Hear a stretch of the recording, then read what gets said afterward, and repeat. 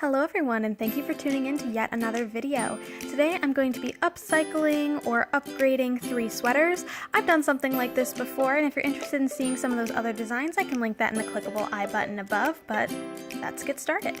The first one I'm going to do is this lace-up stitched sleeve design, which I'm sure you guys have seen all over the internet, and I thought it was simple enough to DIY. Of course, my cat has to make an appearance to anything that lays on my floor.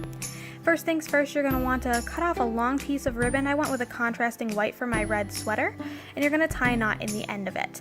Once that's done, you're going to want to take a safety pin and thread it through the end. This is what we're going to be using sort of as a needle to poke in and out of our knit sweater. I'm going to be using these 2 lines of cable knit pattern on the side to kind of lace in and out of and measure appropriately, and just kind of lace them up like you would a pair of sneakers, adding a bow right at the end. So this is pretty hard one-handed and it's going to get a little awkward looking, but basically you're just going to want to reach through the neck hole of the sweater. I started from the top, you can also choose to start from the bottom if you'd like. And you're just going to poke your safety pin through and pull it all the way through until that knot hits the back of your sweater. Next, you're going to thread the other one and kind of count down 2 pieces and start threading in and out every other piece, skipping 1 loop every time. This is what that first one is going to look like, and once you get to the end, you're just going to have to remove that safety pin and add it to your other.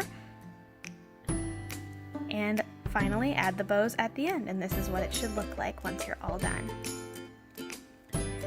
I really like the sweater because it adds kind of something unique to a really classic sweater and makes something that might have been frumpy originally a little more cute and feminine.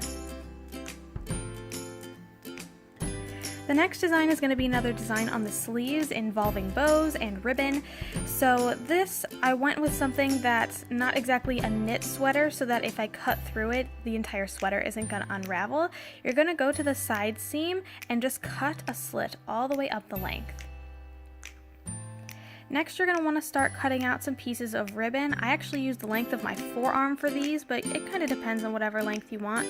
And I'm going to start measuring them down. I ended up going with about 4 bows per sleeve. So I'm just showing you here. You're going to want to stick it underneath. You're going to want to stick it underneath your piece, and you're going to fabric glue it in there. So here's what it looks like after I fabric glued all 4 of mine down the length. You can also stitch this in if that's your preference. And the next thing you'll have to do is essentially just tie bows. Like this one and the last one, you might want to hot glue those bows just to make sure they don't come undone if you like the way that they look. Also just gonna trim up the edges to make sure the length isn't too obnoxious. I like for my tails on my bows to be about the length of the loops. And then once you have that done, in order to stop fraying, you're just going to go in with pretty much any lighter or any kind of fire and just kind of briefly heat up the edge. That'll stop it from tearing apart. It'll look a little something like this when you're done. I absolutely love this sweater. I think it's super sweet, super cute. It adds just a little bit of skin, so especially if you're in the middle of the fall season and you're going between super hot classrooms or really cool outdoors, this will kind of handle it in all situations. The very last design is using this white sweater. I actually have 5 white sweaters and I did not need that many, so I decided to upcycle one with all these cute little tassels. I picked out a color scheme that I really liked between this mint green, pink, and mustard yellow, and I'm going to be alternating the tassels.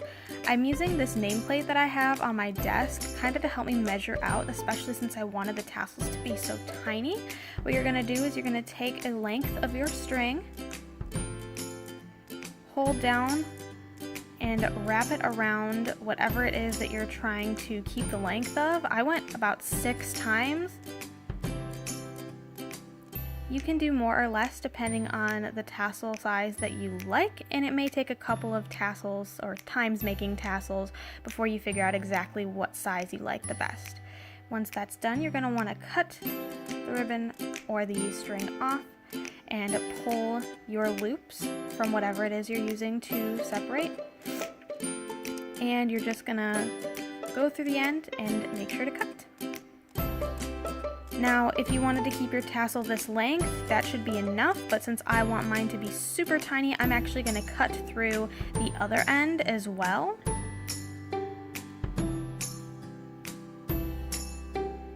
And then I will be folding that in half.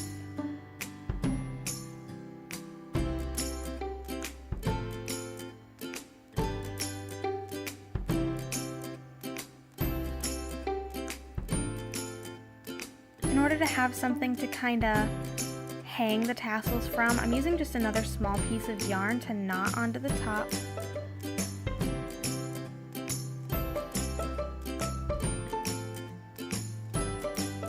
Make sure to tie it tight right in the middle. If it's not perfectly centered or some of the strings are getting wonky, you should still be able to pull them through to make sure it's even on both sides, or even just adjust your loop if necessary. I only found that I needed to knot this once before folding it in half as stated before. They're not all going to be perfect, but don't worry, we'll be cleaning that up a little bit later.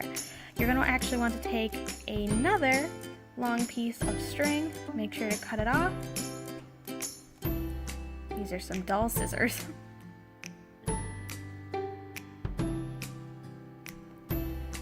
And finally, you're going to tie around the top of your tassel to make the separation. Pardon my huge hands. I told you these tassels are pretty tiny. And it should look something like this.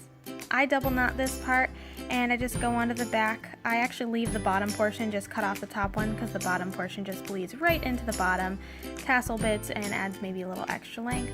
Now is when you're going to clean up. Make sure they're all roughly the same length. And finally, you have a little tassel. Now I made 15 of these, 5 in each color. I'm going to start placing them all around my sweater in the order that I want them there.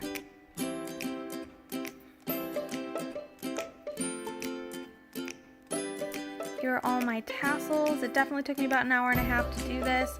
I picked my pattern and I once again got some fabric glue and I went onto the inside and I glued them to the bottom. You can again stitch these, but because of how slim the yarn is, I thought the glue might have been a better option. And here's what it looks like once everything is all glued to the bottom. And I made sure to glue on the inside so you could not see the tops of the tassels. And don't forget to clean up any edges and make sure everything is the same length.